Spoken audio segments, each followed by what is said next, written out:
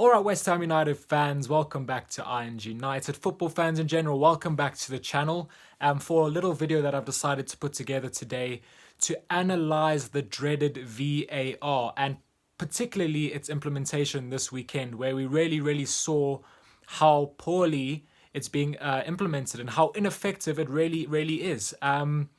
We've got one of the best leagues in the world. I truly believe the Premier League is the best league in the world. I'm sure many football fans share the same views as I do. But when you've got VAR in and there's this claim that it's there to help referees avoid clear and obvious errors, I cannot quite comprehend how we are still seeing clear and obvious errors being made. We're only 4 game weeks into the season.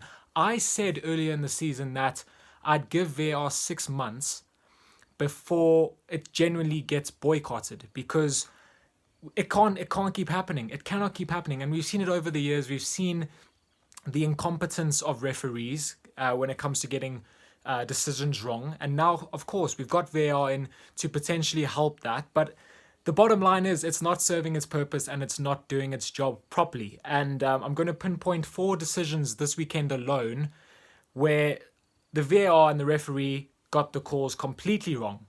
Completely wrong. And it casts a really poor and glum shadow on the Premier League, which is supposedly one of the best in the world. But anyway, let's get into it. I'm going to start off with Sebastian Haller against Norwich. Wow, I can't quite get my head around this one. Still now, when I watch it, I just want to pull my hair out because he's got into the box. He's been absolutely taken out from the left-hand side. Stonewall penalty. And the referee has waved it away and gone no pen. Now, firstly, he's got that wrong completely. And secondly, there was no VAR check for penalty.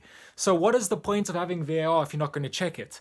This morning, I watched Tim Sherwood and a couple of pundits, Dion Dublin, analysing it, and they all said it was a penalty, and they've got Chris Foy in, a referee, who also agrees that it was a penalty. So why it hasn't been given, I cannot tell you guys. And secondly, why VAR hasn't checked it, I also don't know. What is the point having a tool like that if clear and obvious errors aren't going to be corrected? Now, Chris Foy is gone, and his reasoning behind it not being given is he said, okay, the referee's made a decision. Obviously, VAR has not deemed it a clear and obvious error. Now, how that cannot be a clear and obvious error, I have no idea, because it's either a penalty or it's either not. In this case, it's one of the most stone-cold penalty decisions I've ever seen, where a player's been absolutely taken out. The referee's got it wrong.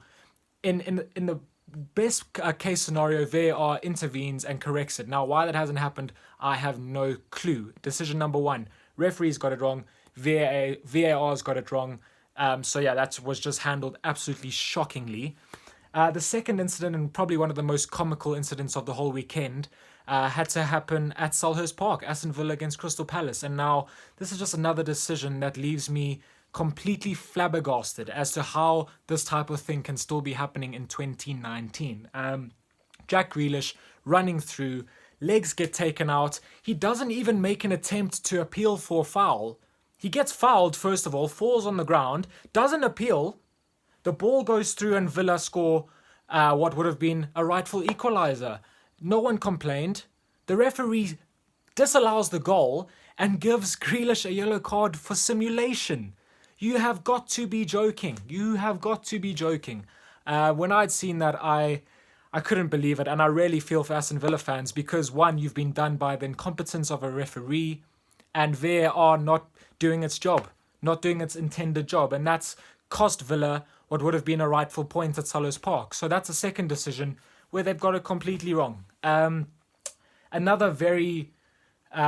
Another talking point, should I say, that I'd need to discuss would have to be the Bournemouth-Leicester game with Yuri Tillemans, where he received nothing for what was, in my opinion, a red card challenge, where he's gone in and caught his man very late, studs on the leg, could easily have been a red card, wasn't even a yellow.